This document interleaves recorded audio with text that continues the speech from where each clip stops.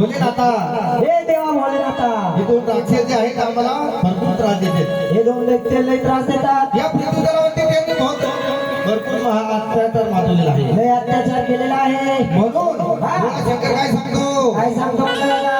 ते जे दोन राक्षस आहेत, हे जे दोन दैत्य आहेत, या दोन दैत्याला ब्रह्मा विष्णू आणि महेश या तीन देवाचा आशीर्वाद आहे. या तीन देवाचे वरदान आहे. या तीन देवाचं वरदान म्हणजे काय आहे? काय आहे? जोपर्यंत या पृथ्वी तलावरती या पृथ्वी तलावरती चंद्राचा प्रकाश आणि सूर्याचा प्रकाश आहे, जवळ या पृथ्वीवर प्रकाश आहे, तोपर्यंत तुमचा वध होणच करू शकणार नाही. कोणच करू शकत नाही. है की नाही? म्हणून त्यामुळे हे राक्षस भरपूर माजले होते. बरोबर. म्हणून सगळ्यांनी धावा केला आदिमाया शक्ती पार्वती मातेचा, आदिमाया शक्ती पार्वतीचा, आदिमाया शक्ती पार्वती माता, पार्वती माता, त्या जगाची जगत जननी. बरोबर. म्हणून तिने काय केलं? काय केलं? या पृथ्वी तलावरती अवतार धारण केला. अवतार धारण केला.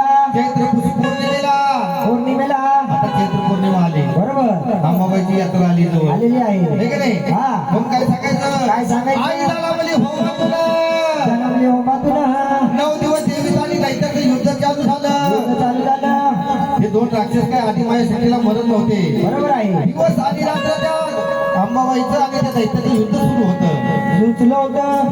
म्हणून त्याची आठवण म्हणून आपण 9 दिवस उपवास करतो. कारण आदिमाया शक्ती रात्रंदिवस त्यांचा स्नान करत होती. बरोबर आहे. त्यावेळेला ती 9 दिवस आई उपाशी होती. उपाशी होती. ती आठवण नवरात्रीची म्हणून आपण 9 दिवस उपवास करतो. उपवास करतो. 10व्या दिवशी दैत्य ठार झाले ठार झाले म्हणून आपण दसरा साजरा करतो. साजरा करतो. पण हे ज्यावेळेला 2 दैत्य ठार झाले त्यावेळेला ते दैत्य अंबाबाईला शरण गेले शरण आले आणि आदिमाया शक्ती पार्वती माता अंबाबाईला काय म्हणले? काय म्हणाले? आई अंबाबाई, तुझ्या हातून आमचं मरण होतंय, मरण होतंय, पण आमचा काहीतरी नावाचा उद्धार झाला पाहिजे. उद्धार कर. म्हणून त्या अंबाबाईनं काय केलं? काय केलं? त्या चंडालीमध्ये दैत्याच्या 2 शिराचा संबंध तयार केला. संबळ तयार केला. म्हणजे ती 2 मुलगी होती, ती 2 मुलगी कापून घेतली कापून घेतले. आणि 2 राक्षसाच्या मुलग्याचा अंबाबाईनं संबंध तयार केला. संबळ केला. भैरवनाथांनी गाळ्यामध्ये घातला नाथाने गळ्यामध्ये घातला.